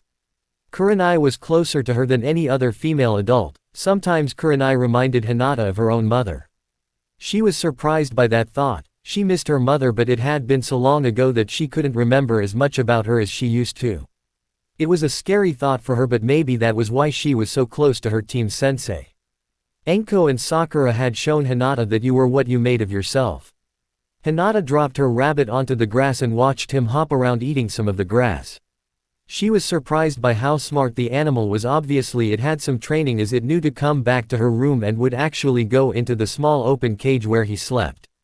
She didn't have to worry about him, and the entire clan by this point had seen her enough times with the rabbit to know it was hers. "Ah, I figured you might be here," a familiar voice said from behind, startling her. She turned to face her older cousin walking up from behind. "You should be more aware of your surroundings," Neji told her as he tried to chide her as best as someone from the branch. "Family kid to the main house. You are a ninja after all now." "Ah, you're right, sorry, I was just lost in thought." She sighed, knowing that she should be more aware, but she felt safe here. This was her home. Then again, she still remembered that night she had been kidnapped. Was that the reason he told her to be more aware? It was true that security had changed since that night, but no security was perfect. He sat down next to his younger cousin. He had always looked out for her since they were younger, partly because as a member of the branch family he was supposed to, but also because he was close to his cousin. Sometimes she and Hanabi were like the younger sisters that he never had, plus Hinata was the kind of person you felt that you had to look out for. "So what is it that you are worried about?" Hinata fiddled with her jacket as she did sometimes when nervous. Well, I was thinking of how to train to become stronger. I don't want to fall behind." Neji knew that Hinata always had issues with her own strength, so he wasn't surprised to hear this. "Naruto-kun is training right now with everyone else, and I'm not sure what I can do to become stronger." He nodded his head as he thought about it. As far as he knew, everyone else was training hard as well. That attack had taken them all by surprise, and in many cases had been the worst combat any of the genins had experienced. Neji, who had been a ninja for over a year, couldn't remember a day where he had fought as hard as that. Looking at her, he had an idea that might work. Given that Guy was busy, they didn't have as many missions as they used to. His team often would train together when they didn't have any real missions, but maybe he could help. "Would you like me to help you in your gentle fist skills?" Neji offered. Hinata looked up at him surprised. She knew that Neji was a true genius in the gentle fist. She had seen her own father offer some advice to his nephew at times when Neji's father wasn't around to help. To have Neji help her train would be a big advantage to her. It was true that her form was slowly coming along, but Hanabi was getting better, and Hinata wanted to make her father proud of her skills and impress Naruto. "You would do that? Aren't you busy with your team?" He shrugged. "We can train together still, but you are family and I should help you if you need me. If you want, you can even join my team for training, although I warn you, my team's training is a lot more physical than what you're most likely used to." He still cringed at how it felt that first month of Guy's training to break them in, as he once put it. All those very early days and insane physical training made him ache for weeks. Getting up, he brushed off his shorts and he looked at her. "Well, if you have some free time, we can get starting right now if you want." She got up quickly. "Thank you, Neji-nisan." He gave her a small smile. "I told you, we're family, so I should help you if you ever need it." Team 7. Sakura breathed deeply as she looked at the trees in front of her. Sweat was covering her body and she felt like she could just drop at any moment, but she still was trying to get this new jutsu down. One more. She went through the hand seals and thrust out her hand. The water whip shoot out and wrapped around a branch. She pulled hard. The point of this was so that the whip would be strong enough to hold a person. If it fell apart or wasn't strong enough, then it wouldn't be any use. When she first started, it took a few tries to ever get the jutsu working, then it was to actually wrap around the target. She gave one pull and for a second it held, but then the water broke apart and she fell to her knees. That was it. That was the last try she had in her. She was nearly completely out of chakra. She fell onto her back and sighed. This whole week had been nothing but training while Jiraiya went searching for Tsunade. Looking to her side, she wanted to see how the others were doing. Naruto was still working on the Rasengan. He was getting close to bursting the balls at this point. Maybe in a day or two he would get to the next level, whatever that was. A loud zap and crack sound followed by swearing was heard. She looked to see Sasuke flexing his left hand. He had stopped using his right one since he couldn't close it anymore. Most likely it would take a night's rest for him to be able to close it again, she bet. She normally would care, but she was just too tired to really move at this point. All the water training was taking its toll on her, but she felt that she was getting stronger. Sasuke looked at the metal bar that was sitting in the grass. He flexed his left hand as he bent to pick it up. This was turning out to be a lot harder than he thought. His right hand couldn't close and the tips of his fingers felt a little numb, so he had stopped using it in case he did permanent damage to it. Picking it up, Sasuke could feel the slight heat of it from all the electricity being sent into it, but thankfully not too hot. He sighed as he took a deep calming breath. He had been at this for a week, but every failure brought him one step forward. He no longer had the electricity shooting out of the piece of metal, so he was glad for that much. When it leapt from the bar, it literally could and would go in any direction. He had zapped himself a few times from that. Naruto had nearly gotten a good one once too. This was why he trained as far away from Sasuke as he could now. Sasuke thought about the feel of the jutsu. He could feel the energy wanting to go through the bar to the end and jump out, and he had figured out how to stop it with his chakra, but then it was like trying to hold a wild animal with his bare hands. The power wanted out and didn't care what Sasuke wanted. It was very difficult, but if he could master it, then he could figure out how to put it into any metal weapon. Plus, it wasn't only this, but what if he could shape the Chidori? He knew that putting the Chidori into his hand was the first step. He had spent a month learning the technique alone. He had struggled to keep the power in his hand, but putting it into another object was different. With his hand he had his own chakra network to work with. An inanimate object was different. Picking up the metal rod, he calmed himself as he focused on making the electrical energy into his hand and prepared to send it into the metal. For Naruto, he was working hard on this next stage of the Rasengan. So far the rubber ball wasn't breaking. He sat on his butt cross-legged as he focused. He could see places in the ball bulge out in several places, but still he couldn't get it just right. He tried putting in more power, but he lost focus of keeping it stable and it would fall apart. He needed to control it long enough to put in more power. Each time he tried, each time he got a bit closer. Currently he was trying again, and he thought that for one moment a small break might happen, but then the chakra ran out. He scowled as he glared at the ball as though it was personally offending him. He had to keep putting in more and more chakra, but to keep the spinning motion as well was hard for him. Okay, one more try, he muttered to himself. In the trees watching them, Jiraiya smiled seeing them. He noticed that Sakura was out first. He wasn't surprised as her chakra levels weren't on par with the boys, but he did notice she lasted at least an hour longer this time. He had been hidden in the woods for the best couple of hours watching them and seeing how they were doing. He might have to give a few hints if they couldn't break through the walls they were up against. Personally, he felt that a person really could only truly learn by doing it and learning it yourself. Every mistake you made only added up to the experience you could gain. At least that's what he liked to say, and it wasn't exactly a lie. But he couldn't be in two places at once. The town they were near, he had picked up a trace of his teammate. It had taken some time and some persuasion on a few men that had apparently loaned her money that she hadn't paid back. In the end he had ended up paying for Tsunade's department, but at least he gained some information out of it. He had a better idea of where she was heading now. She usually had certain patterns that he found over the years. After all, no one knew her like he did. Plus he knew the few cities and towns she wouldn't dare show her face, not after some unpleasantness, usually her getting angry and that temper of her causing trouble. Jiraiya grinned, remembering that one day he found a casino being rebuilt. When he had seen the roulette table embedded into the ceiling, he had known who it had been.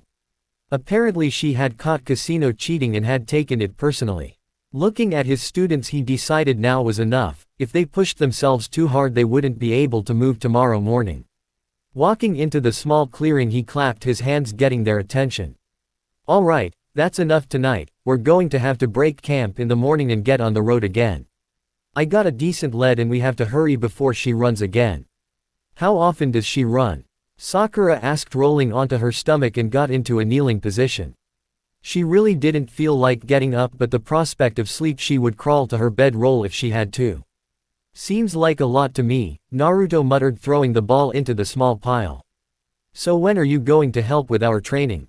We've been working hard, but you're always gone. Hey, I'm a busy man after all, Jiraiya told him. Naruto gave him a suspicious look. You're not goofing off looking at women or going to those strange places with the oddly dressed women again, are you? Jiraiya tried to hide his reaction to that, so maybe he liked to indulge a bit, he was entitled to a little time to himself after all. Plus those bars with the women were nice places to gather information as a lot of men went there to blow off steam. A few drinks with a good woman under your arm could loosen the tongues of a lot of men. So if he enjoyed himself while he was working well, that should be a problem then, should it? Unfortunately the kids had learned fast to keep their own money safely out of sight, so Jiraiya had to use his own funds. It wasn't a major problem, but it was a huge pain to fill out all those expense claims and justify his expenses. Look, we got an early day, so get some sleep and tomorrow we'll be hitting the road again. Jiraiya tried to deflect the boy's accusation. If you're quick, maybe I'll give you some hints on how to improve. The he found had a magic all its own as the kids silently started to shuffle to their tents. There were 3 tents in the area, 1 for Jiraiya himself, 2 for the boys and obviously 1 for Sakura herself. As he watched them go, he decided to start on a small fire, in the campfire they had. They already ate, but it would help deal with any animals in the area. Plus he had this feeling that they were being watching for some time now. With the fire he could use that as a distraction while he searched the woods while the kids got some sleep. Sakura noticed that Sasuke's hand had to be bothering him more than normal. I have something for that if you want it, she offered. It's fine. It's not fine, you can't even make a fist, can you? She told him. And his silence told her as much. She sighed as she wondered why all boys had to be like this. Look, just wait, I got something that might help, and if you can use your hand the next day then it's worth it, right? Sasuke paused and considered it. His hand was bothering him and he didn't like that he couldn't really use it. He nodded his head as he watched their teammate walk into her tent and soon come back out with a small circular box. Hey, that looks like the kind of thing Hinata-chan puts her creams and ointments in, Naruto said as he noticed the small thing Sakura was carrying. Yeah, I learned a bit from her about this from that month-long training with her, Sakura told them as she pulled open the top to show a light green ointment. Pull off your glove. Sasuke, using his left hand, did that as he tried not to wince at the pain he felt from it. Sakura lightly put it on the slight burn she could see on the palm of his hand. Sasuke noticed it right away as the ointment felt cool on his skin and the pain was slowly fading. It's got some healing properties but also has an agent in it that numbs the body slightly. You should put this on your hand every day until it's better, she told him as she finished putting it on. Thanks. Sasuke was truly thankful. At least with this he should be able to sleep tonight without the throbbing pain keeping him awake. He was surprised she had this on her, but it was good that she did. Naruto smiled at Sakura. Hey, that's good to have, it's a good thing you brought that with you. Yeah, well, you two always end up getting hurt the most, so I had learned to get this kind of stuff with me from now on. Honestly, you two sometimes worry me. Hey, I'm not that bad, at least not as bad as Sasuke, Naruto frowned. What do you mean as bad as me? You've been in the hospital more times than I ever have, Sasuke told him. Those were unavoidable. I don't see the difference, Sasuke told him deadpan as he walked to his tent. Hey, wait up you bastard, let me finish. Naruto went after him. Sakura only smiled at the two of them bickered over what counted as being put into the hospital, but she felt that Naruto would lose this argument. But it was a good sign to her. With those two like that, it meant that they were in good spirits.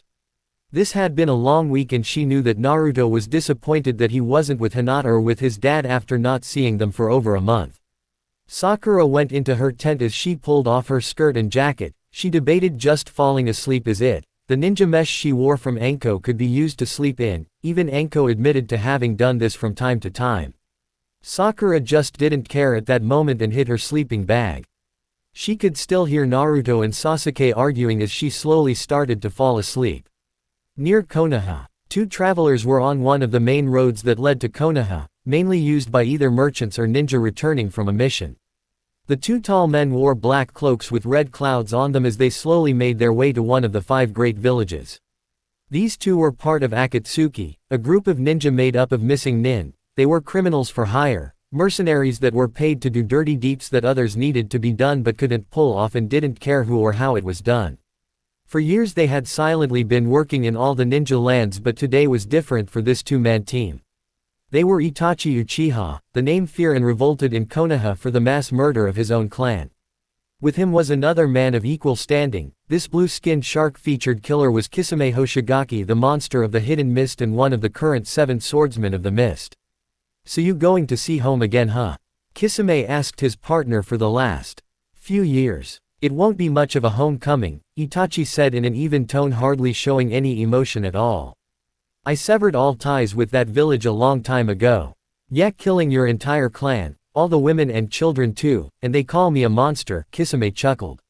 I have to say that impresses me, not many have the stomach for that. They were all weak, Itachi told him. I watched the Uchiha falling into being too lax on their training and also relying too much on the Sharingan to do all the work. Yeah, but you use it a lot too. Kisame had seen his partner use his eyes many times. I have my reasons for that. Itachi didn't tell anyone that his vision was slowly going. When he didn't have his Sharingan activated, the world looked blurry in the distance.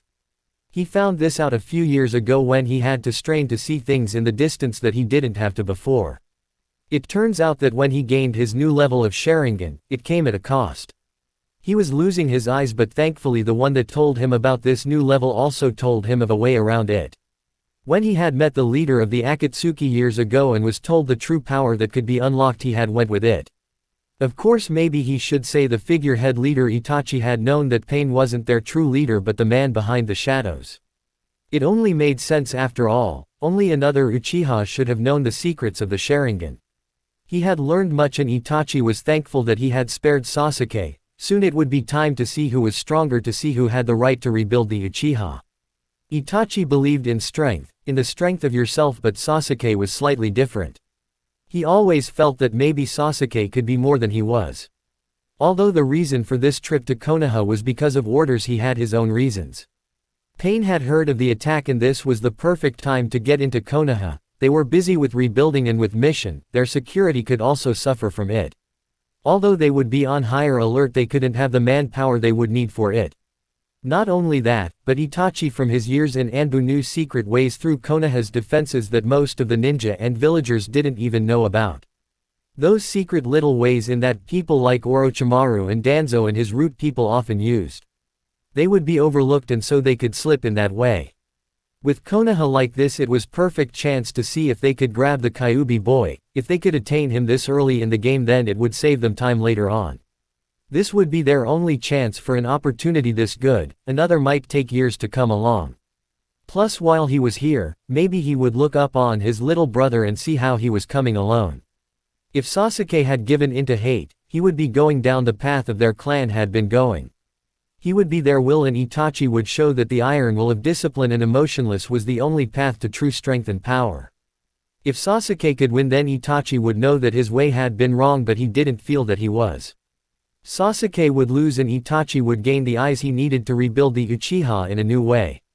He would totally erase them from the past and start over, and his brother would be used to test that fate out.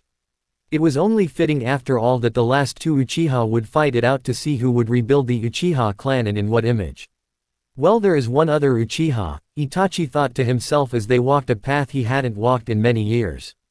But with Sasuke's eyes I will be able to take him. I don't know what his full plan is, but it can't be as simple as gathering all the tailed beasts, there has to be something more. Whatever it is, it will be a race to see who can complete their plan first. Itachi knew that the best way was to sabotage it, but with Kisame here he couldn't really do that. Not only that, but he needed to know what the full plan was, and that was to keep going along with it until he could figure it out. Besides, even if they caught this boy, there were still plenty others they had to cautiously get. Some were very well protected or even connected to current rulers. They had to be careful as they have always been. So you think we'll have any trouble finding the kid? Kisame asked his partner. Hard to say, but I know who to ask for his whereabouts. Oh, and who is that? The boy's father and sensei, Itachi simply said. Chapter 5, The Hunt is on. Konoha. Enko had to admit that despite things with the sand and sound at the Chunin exams, things were slowly getting better. The village rebuilding was going nice, although you could still see black ribbons on some stores or windows.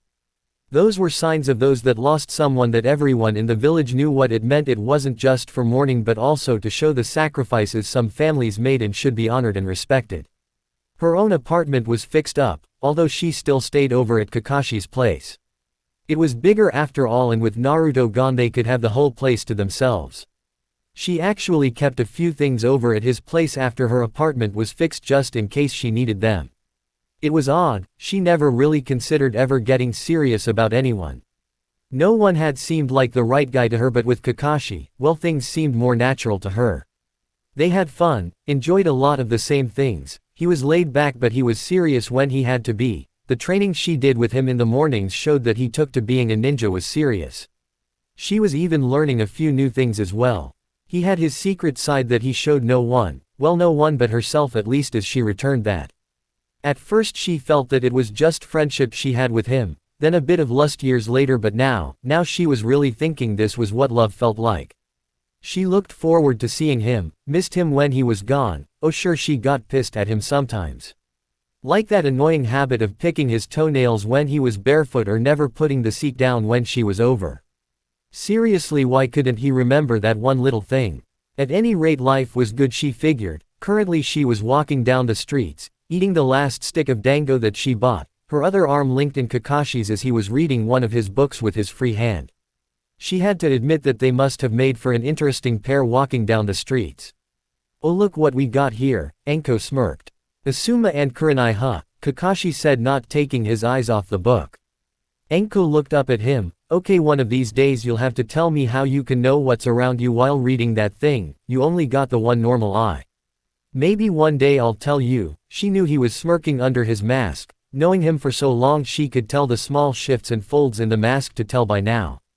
Enko looked ahead as she grinned mischievously. Want to mess with them? You really want to mess with two of our closest friends for the simple enjoyment of watching them get embarrassed simply because they seem to be taking their time in realizing what's between them. I take it you're in then. Of course. He put his book away as she tried not to smile too much. She loved how he loved picking on those two as much as she did. It was just so much fun winding them up, especially Kurenai. Honestly, the woman obviously had a thing for Asuma, so why not just go out there? When Enko realized that she liked Kakashi more than a friend, she had started her plans to seduce the man, which had worked. Hell, she figured Asuma was interesting and would be more interested if she showed some kind of sign. Who said that men had to make the first move after all? Oh, look who we have here. Asuma smiled with his hands in his pockets and a small cigarette in his mouth. It was unlit as Kurenai never really cared for smoking. Both Kakashi and Enko wondered if he even noticed that he didn't smoke around Kurenai. Konoha's most talked about couple, Kurenai smirked. Enko rolled her eyes. Yeah right, we're not all that talked about. There have to be more interesting couples than us. Not really, Kurenai shrugged.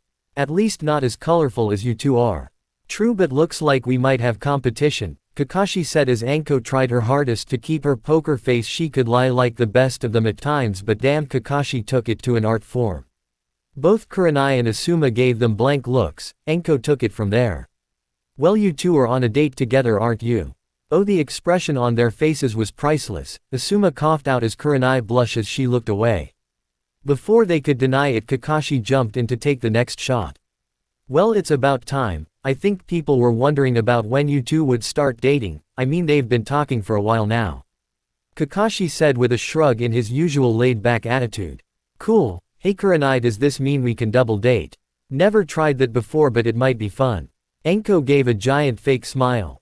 People talk about us. Asuma paused as he looked to Kurenai. He saw the red-eyed woman lock her gaze with him and her face got a bit redder as she tried to hide her face from view.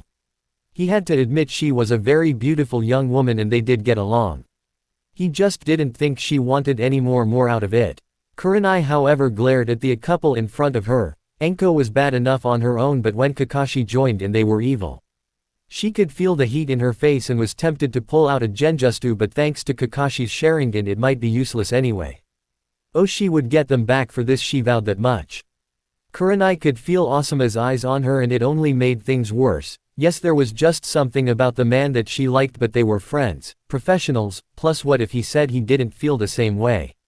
Kakashi was amused at the sight of the two of them. Was that how he and Enko had been like? No, he was pretty sure they were slightly different. Enko, he knew, had actually gave him signals to go for it and he didn't regret it at all. She really made his life more full. he hadn't felt like this since he had been raising Naruto. Sure, at first it had been hard, but there had been moment that made it all worth it. The times he took his first step, first words, first day of school, and how excited he had been. Moments like that had filled his life with great moments, and he knew they weren't ending. But with Anko, those moments seemed to be coming around again. He was enjoying the day until he caught something in his vision. In the tea house on their left there were two men in strange clothing sitting down with straw hats on. Just from their clothing and demeanor he could tell that they weren't travelers or from the village. They were too tense, too on alert, and he could smell something was off on them. His nose might not be powerful like the Inuzuka clan, but he could smell the strange scent of fish, ocean, blood from one of them. Also he could pick up a bad feeling about them. Years of battle experience, he could feel something was wrong with these two. Plus they were trying too hard to blend in, they weren't talking or looking around, they were trying to avoid being seen. It would have worked on most, but in a village of ninja this was a huge risk. Whoever they were he wanted to know, and it might be best to get some reinforcements too. Well, we shouldn't be keeping you two, after all you two have someone to meet. Kakashi told them. There was a brief moment of confusion between the three of them before they noticed how tense Kakashi seemed. For a moment Kakashi was hoping that they might not notice, but soon they got their guards up and noticed what he had noticed. All three sets of eyes flashed to the two men sitting there. I guess you're right. By the way, do you know what that meeting later today will be about? Asuma asked. Kakashi shrugged, not sure, although it could be about Sasuke. Kakashi noticed the slight twitch in one of the men. He had a theory as to who one of them might be, but he still wasn't certain. Well, we will get going, we don't want to be late, Kurenai said as both she and Asuma quickly vanished. I think that's our signal to continue on. Good, Anko smiled, taking his arm. Because now that we're alone, let's go find some fun for just us. As Kakashi and Anko, the two black figures, waited before leaving their drinks and moving on silently, as moved through the village. They were passing by one of the streams of water that feed through the village when Asuma and Kurenai leapt out of nowhere in front of them. The two men stopped without a word. Well, looks like Kakashi was right about these two being up to something, Asuma mused to Kurenai and then looked at the two men. Alright, what are you two doing in this village? Identify yourselves right now. Looks like the jig is up, the taller one said as he took off his hat to show a blue shark face under it. He was grinning with sharp shark-like teeth with eyes that looked like they hungered for blood. Yes, it would seem so, the other said as he pulled his own hat off his Sharingan, eyes showing to both Leaf Ninja. Itachi's Konoha forehead protector with the gash slashed through it showing who he was. You. Kurenai's eyes widened. It was obviously Itachi Uchiha, there was no mistake about it. He looked so very much like Sasuke, and those eyes, those were definitely Sharingan eyes. Itachi Uchiha, Asuma said as he got his trench knives ready. This was not some simple infiltration mission by another village. This was serious. Itachi was a prodigy at such a young age, and the fact he killed an entire clan with the exception of one small boy, you couldn't let his guard down, you did and you were dead. He watched as the young man undid his coat. Looks like they still know of you here, Kisame smirked. Then again, with your reputation I would be surprised if they didn't. And you are? Kurenai asked. Kisame Hoshigaki, Asuma supplied, also known as the Monster of the Hidden Mist, one of the former 7 swordsmen. You make us sound like, since I'm not part of that group anymore, that my skills aren't still as sharp. Kisame was slightly annoyed that the woman hadn't known who he was, but he wanted a piece of the beard guy first. The man had blades of his own and he could feel the need to use Samahata on this man. He pulled the large bandaged sword off his back as he got into a fighting stance. Be quick, Kisame, Itachi told him. We have to hurry and nothing too flashy, we don't want to draw too much attention. Fine then, Kisame nodded and dashed forward towards Asuma. Asuma managed to dodge the large object. He figured it was a sword of some kind, but being all wrapped up like that it couldn't hurt too much. He planned to get in under the attack and with his knives try to counter-attack. What he didn't know was that the sword Samahata wasn't a blade that slashed or stabbed, it was a sword that shaved the flesh away. He noticed the bandages somehow coming off the tip as Kisame pulled back. The sharp pain in his arm, like something was trying to claw away at his arm to the bone. He managed one slash of his own before pulling back. The stinging pain told him that he was bloodied, but not too bad. He could still move the arm, but looking at the tip of the sword, it was a nasty looking thing. It looked like nothing but sharp teeth in the form of a sword. Huh. Kisame noticed the slight sting on the side of his face. There was a slight cut there, but he was sure he pulled back in time to avoid the attack. Then he noticed the chakra on the blades. They gave the man a slightly longer reach with the weapons. He only grinned at that. It was a nice trick that could have killed you if you weren't fast enough to pull away the first time it happened. Kurenai formed hand seals as it looked like she was up against Itachi. She seemed to fade away into the wind from one of her genjutsus. Itachi just stay motionless as though he wasn't concerned at all, which he wasn't. Slowly a tree appeared to grow behind him, branches coming out and wrapping around him. This was the demonic illusion, tree binding death, a very old jutsu that was passed on since the creation of the village. Kurenai seemed to come out of the top of the trunk as though she was coming out of water, a kunai in hand. She was going for the kill. She had always heard the rumors of Itachi and she had always wondered what kind of ninja he was, but that fact that she caught him off guard was a source of pride for her. She went in for the kill when suddenly she found herself trapped in her own illusion looking at Itachi. What? A counter-illusion? When did he do that? Her mind frantically tried to come up with an answer. This man was beyond her skills, she knew that now. She saw him pull a kunai of his own as he readied to kill her. She thought it had been too easy and the passive look on his face told all, this was nothing for him. It hurt her pride slightly. She was one of Konoha's best genjutsu user. In fact she wanted to be the best, but this man had blown away her skills as though they were nothing and also sent the same one back at her. This man was frightening good. She quickly bit down on her lips hard enough to draw blood, hoping the shock to her system would knock out the genjutsu. She quickly found the tree gone as she jumped back to get out of range of the kunai and hoped for a slight breather to gather her next attack. But Itachi was too quick. She saw the kick coming but she knew that she wouldn't be able to dodge it. Raising up a hand to defend, she took the hit, but the power behind it was amazing. She cried out as the kick sent her over the railing and she soon found herself over the water. Gathering chakra into her feet, she landed on the water. Not bad taking that hit, Itachi's voice suddenly said behind her. Her eyes widened as she spun around, shocked by his speed. She wasn't even aware that he had moved and yet he was now behind her. But unfortunately for you, this is the end for you, a new voice said behind Itachi as both Itachi and Kurenai saw Kakashi standing there behind them both.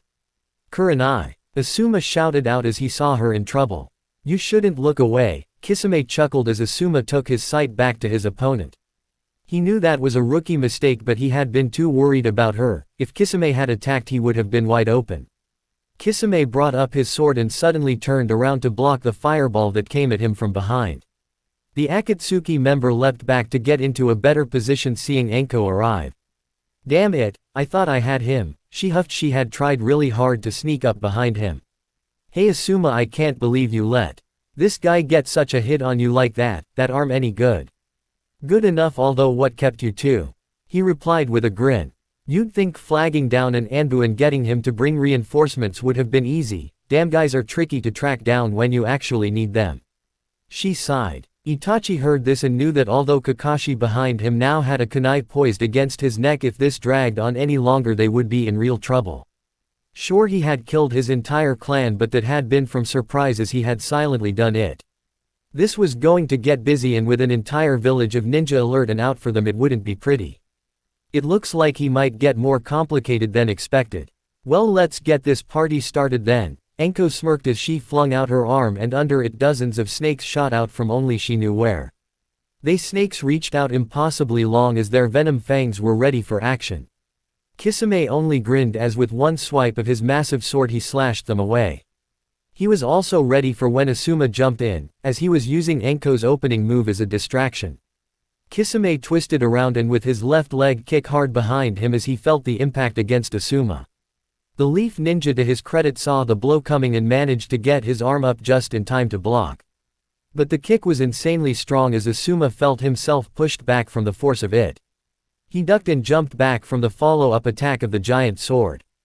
Kisame decided to take it up a notch as his hand flew with blinding speed into several hand seals. Water release, shark bullet jutsu. The former mist ninja said as water started to form into spinning pillars from the steam as they went for his two opponents. He was surprised however when the same jutsu was used at the same moment and cancelled out his move. What the hell? Kisame noticed that there was a new Kakashi standing with them. He looked at that one and noticed that there was still one on the water with Itachi. Bastard copied my jutsu already, but is that a shadow clone or the real one? When did he even do that? Enko looked at the Kakashi next to her, even she was surprised he had switched out with a clone already, at least she thought he had switched out, she wasn't too sure. I could have handled that, you know. She told him. I know, but just call me overprotective, besides we can't screw around with these two just in case.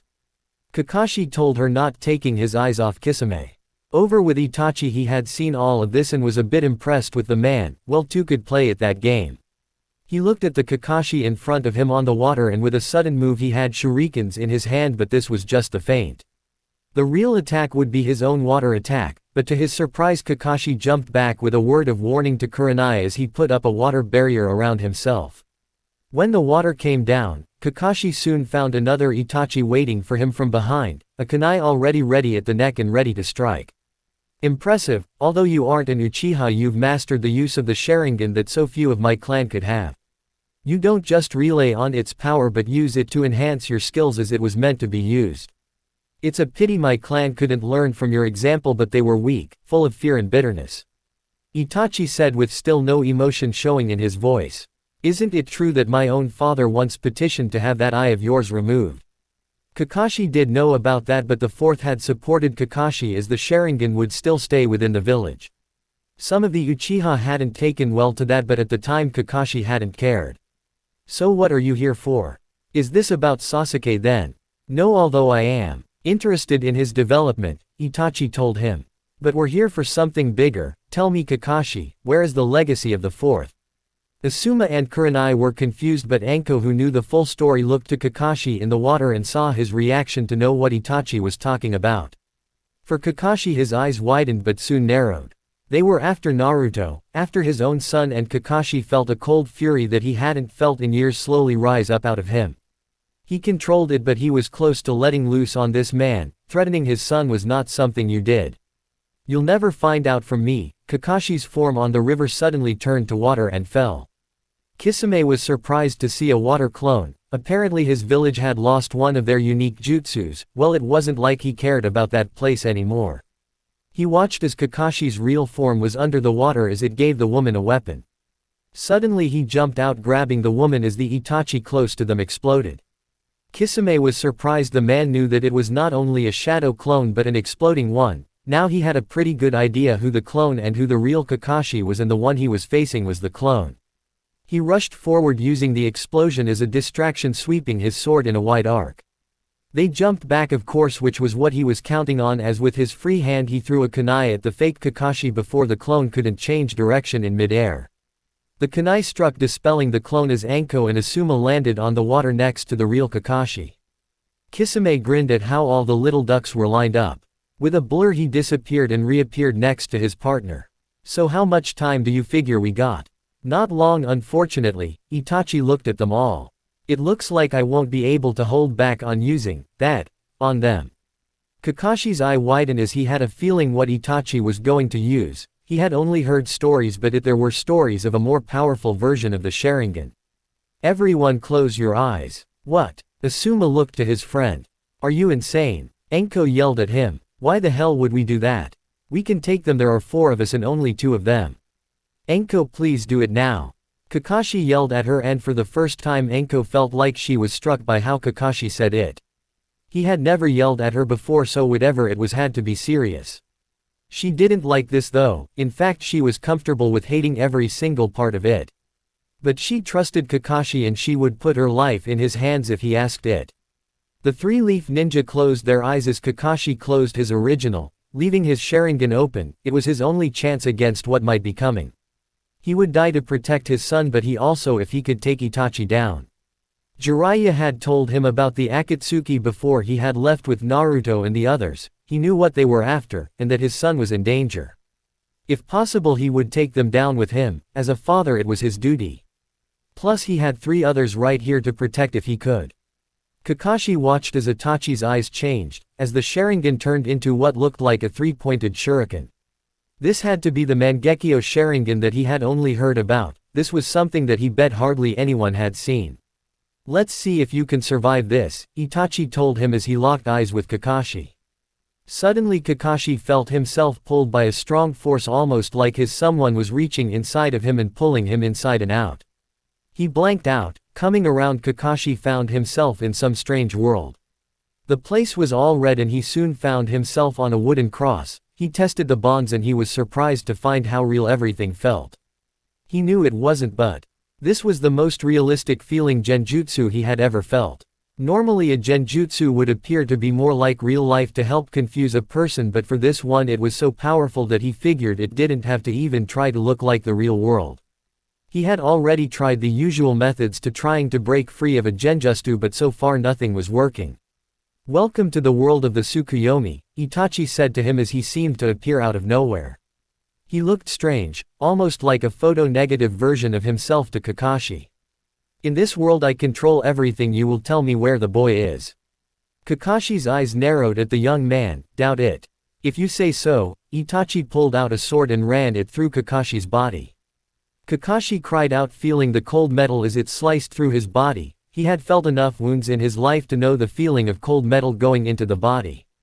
It really did feel real, as suddenly he was fine. Looking down he saw the wound was gone. Itachi appeared again and once more the sword went into his body. This would happen over and over again as Itachi explained how he would feel this for 3 days. Suddenly he felt like he was living the same moment over and over again. He saw many different versions of himself with many versions of Itachi. Somehow Kakashi was experiencing everything they did all at the same time. It was like how a shadow clone worked only in real time. Time seemed to stretch out as nothing but the same pain over and over again, like his whole world was being engulfed by pain. One day, 3 hours and 22 minutes later. How long had he been here? Kakashi couldn't know anymore. Everything blended together now.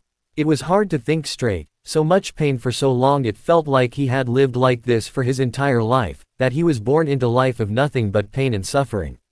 How many stabs, how many cries of agony had been torn from his lungs. All the pain in his life didn't add up to this. It was tearing down his mind, his soul. He felt like he was holding onto his identity by bloody fingertips, and if he let go he would fall into a black abyss as his mind was totally destroyed. But something kept him going, something kept him strong enough to keep hold. His son, his team, his friends, Anko, they were all out there. He kept hold of that thought, kept it as close to his heart as possible to help him, give him the strength. He wanted to just let go so many times, to just let it go and end it all, but those thoughts kept him going. They were the only thing keeping him going. I'm surprised you've lasted this long, Itachi told him. We still have a couple of days together, maybe we can try something else to help loosen your tongue.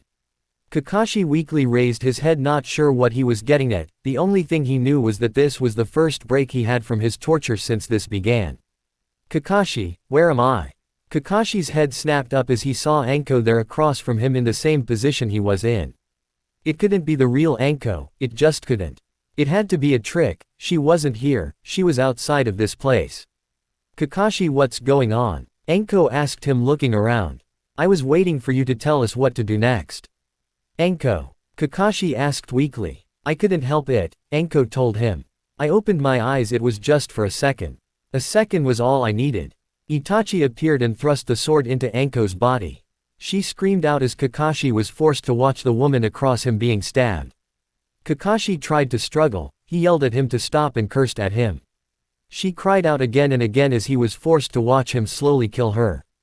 Part of him hoped it was just a trick, but she was too real. Thoughts of Rin and Obito and how he couldn't save them flooded his mind. Over and over it happened. Itachi would switch between them. Anko begged for it to stop, for Kakashi to do something, anything to stop it. Kakashi had thought that it couldn't have gotten any worse, but it had. A few seconds later, real time.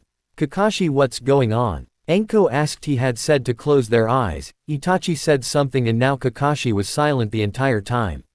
Kakashi? She asked again, not liking at all that he wasn't saying anything.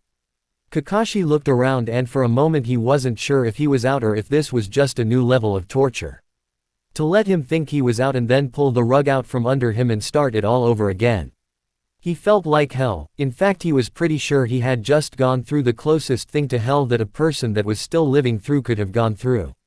Impressive, you're not only still with us but were able to hold on for the full time, Itachi told him. Your reputation is well deserved, but every man has their breaking point. Tell us where the boy is or else I'll put your friends through it as well, and trust me, they won't survive the experience. For a brief moment Kakashi actually thought about it. How could he put anyone through that? Plus Anko was here. He could still hear her screaming in his ears. He bit down hard on his lip to cause it to bleed. In the end he couldn't tell him anything, he couldn't abandon Naruto.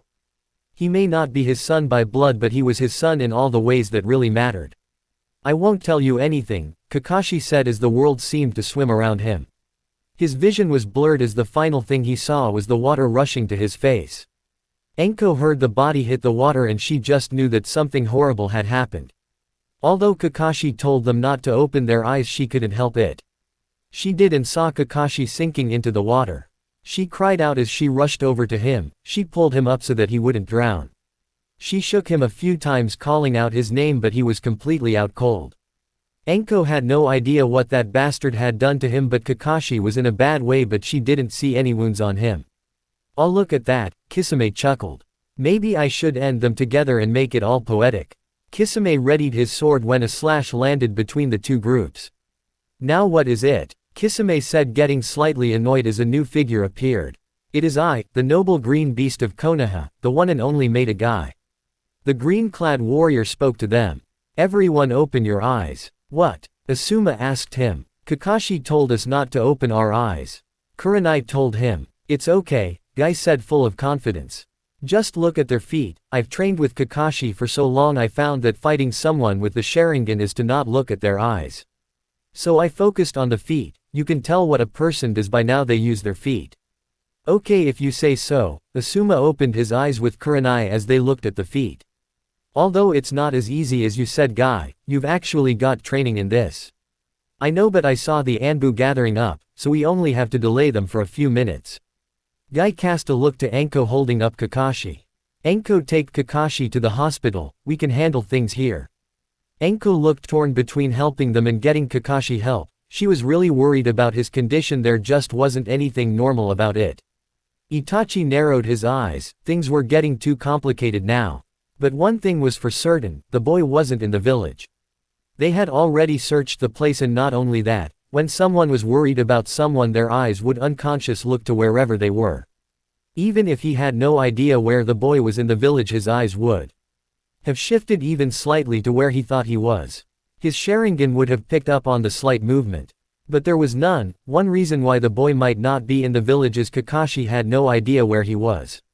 They had already had time to search the village with no sign, plus the fact that there were rumors of Jiraiya in the area.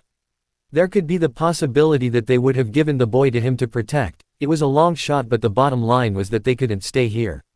Looks like it's time to go, Itachi told his partner. We can't linger any longer. Kisame scowled a bit. They got off lucky then. Well, I'll remember this is unfinished then. With that, the two of them suddenly vanished from sight using a high-level jutsu to escape the area. Sometime later, on the same main road leading away from the village, the two Akatsuki members were walking as though they hadn't just infiltrated a major ninja village and caused trouble there. Itachi rubbed his eyes. His vision was blurred ever since he had used that technique on Kakashi. When he first gained this new power it had been amazing, but he soon found the drawbacks he had been warned about were getting worse. Over the last year he had started taking medication to help keep his eyes from deteriorating too much, but he could only slow the progress. At this rate he might be totally blind in 3 years, 4 at the most if he tried not to use his eyes too much. You okay? Kisame asked, seeing his partner. I'll be fine, Itachi told him, looking ahead of him. They still had a job to do. He had a few ideas of who they could ask if anyone had seen the boy leave the village. If he really had left they would find his trail, and if they couldn't find him, well, they still had plenty of time. Besides, they had other targets they could track down, and they knew where the boy would return to eventually as well. In the end nothing had really changed for them. Elsewhere, a ninja moved through the woods as he kept his distance from the group he had been shadowing. The man wore the standard clothing for someone from the Sound Village, as he had been one of the scouts sent to look for Jiraiya. 2 days ago he had picked up the trail, and he had also figured out which town they were heading to. It wasn't an easy task. He had been very careful to keep his distance. After all, Jiraiya the Sannin was not someone you underestimated. Crouching down behind a tree, he pulled out a scroll, he opened it and put it on the ground. Next he took a kunai and made a small cut on his thumb and ran the blood against the summoning seal. There was a small puff of smoke as a snake summons appeared. He took his report out and placed it on the paper with the snake. Take this directly to Lord Orochimaru, he's waiting for this. The snake coiled around the report and disappeared with it. This was a very effective way for Orochimaru's spies operated. All reports went through his summons for speed and security, as they would only take them directly to Orochimaru. The job done, he replaced the scroll and the scout was about to move back to his small camp when he felt something metal and sharp pressed against his neck. Nice night out, isn't it? Jiraiya asked him. How did you? Oh please, I knew we were being followed. Jiraiya really wished people would at least try a bit harder when following him. Was it his age that people thought they could get this close and he wouldn't notice it? At any rate, it looked like he had found the little scout of his old teammate that had been shadowing them. Now do you mind telling me why my old friend seems to be very interested in where I'm going? The man considered his options. He knew that the Sannin before him would do all kinds of things to get the information out, but if Orochimaru ever found out that he was caught and not only that, but talked, well, there really wasn't much choice. Without hesitation he grabbed Jiraiya's wrist and thrust his whole body into the blade. Jiraiya hadn't expected the man to literally throw himself into the kunai. He tried to let go of it, but it was already too late. It went into the man's neck as the blood pumped out from hitting the main artery. Jiraiya cursed, knowing the man was dead within minutes, but he had no way to save him for interrogation. He signed at the missed opportunity as the man's body on the ground slowly started to stop moving. On the one hand he was glad for no one shadowing them anymore, but on the other he wanted to know if this man had reported back to Orochimaru. Well, nothing to be done now, but he would have to be more on guard now. There was no telling what his old teammate would be up to, plus he was certain that he was close to Tsunade now. With luck he might have tracked her down and dragged her back to Konoha, even if he had to tie her up to do it. He paused at that mental image of her tied up in rope, a perverted grin on his face. Oh, that's a good one, I got to write that down sometime. He thought with a perverted chuckle, leaving the dead sound ninja behind. Hopefully it won't come to that. If I can convince her to leave before Orochimaru shows up, then at least that would be something on our side.